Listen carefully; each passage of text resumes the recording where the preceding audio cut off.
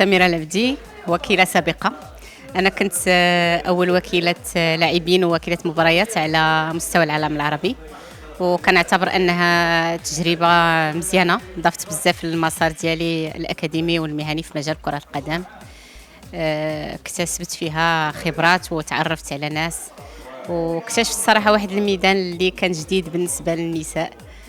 هو سان دومين باسيونون، وخا باقي خاص فيه الخدمه شي شويه، ولكن انا كنشجع النساء اللي بغاو يلتحقوا بالميدان انهم يلتحقوا. انا في الصراحه فاش بديت هذه التجربه في الاول ما كانش على اساس انني نشتغل اساسا في انتقالات اللاعبين، يعني كان في الاول باش تدافع على اللاعبين في الهيئات القضائيه لدى الهيئات القضائيه سواء على المستوى الوطني ولا المستوى الدولي. كان هادشي كيطلب انه خصك تكون عندك رخصه ديال وكيل لاعبين، وبحكم التخصص القانوني ديالي وبحكم انني عندي دبلوم سوبيريور مانجمنت دو سبور. دونك مشيت دوزت ليكزامان ديال لا فيفا في 2012 والحمد لله نجحت. ومن بعد جي بري دو غو كما يقولوا، اكتشفت المهنه بتيت ابتي، ولكن تخصصت سورتو في الجانب القانوني، خصوصا منين خديت دكتوراه في القانون، تخصص قانون رياضي، وتخصصت في كرة القدم. كل مرة كنكتشف حاجة جديدة في هذا الميدان، وفي الحقيقة حق الخصب ديال البحث وحق الخصب ديال الاستثمار. بعض اللاعبين مغاربه وبعض اللاعبين اجانب، ما غاديش نذكرهم كلهم، غادي نذكر لو بروميير ترانسفير ديالي حيت كنعتز به بزاف، حيت اول صفقه كديرها امراه في المغرب هو اللاعب عبد القادر قادير اللي كان في نهضه بركان ومشى للدفاع الحسني الجديدي، كيلعب اريا سنترال.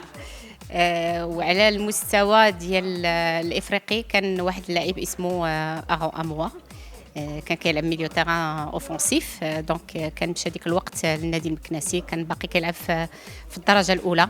دونك هادو هما لي بروميير ترانسفير اللي درت. من بعد جاو لاعبين وحدين اخرين ماشي بزاف. لو كان نسولوا على البورتفوي ديال لي ترانسفير ديال سميرة العبدي ما تلقاوه كبير بزاف، مي سورتو غادي نلقاو واحد الرصيد كبير في الميدان ديال الترافع على حقوق اللاعبين على المستوى الوطني وعلى مستوى ديال لا فيفا وديال لو تاس. انا هذه واحد العام تقريبا ما جددتش الرخصه ديالي، بحكم انه كان غيكون عندي واحد الحاله ديال التنافي، حيث كما كتعرفوا انه ملي كتمارس المهنه ديال وكيل لاعبين هذا الشيء كيمنعك انك تمارس مهن واحده اخرى اللي كتكون تعتبر انها تمثل يعني حاله تنافي الا شاركتيها مع المهنه ديال وكيل لاعبين. هذا هو علاش.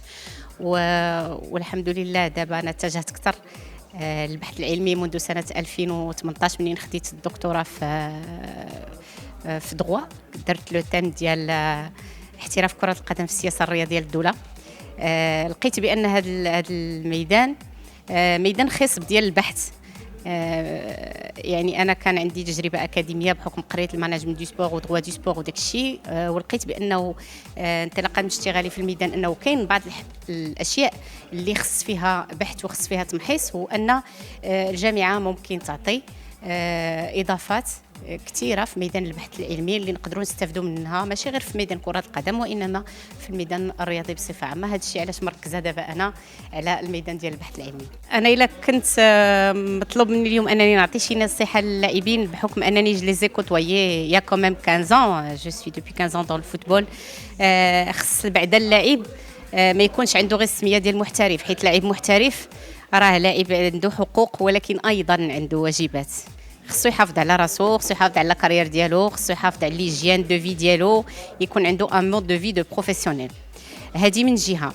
من جهه ديال واحده اخرى انه خصو يكون يعني واعي بالحقوق ديالو وما له وما عليه، يعني قبل ما يسني العقد ديالو غادي يعرف علاش كيسني، انه يطالب بجميع المعلومات اللي غيوفرها ليه النادي واللي كتحدد الظروف ديال العمل وكتكون جينيرالمون في واحد النظام داخلي ديال النادي، انه منين يتوجه باش ياخذ نصيحه من عند وكيل اللاعبين. الحمد لله الاخوان اليوم عندنا وكلاء اللي يقدروا ينصحوا اللاعبين في لي ترانسفير ديالهم، وفي حاله ما انه طرأ مشكل او لا نزاع مع النادي ديالو انه يسوفي كونسيي بار كيلكان دو كومبيتون. فوالا. إذا أعجبكم الفيديو لا تنسوا الاشتراك في قناتنا فلاش راديو وتفعيل الجرس ليصلكم الجديد.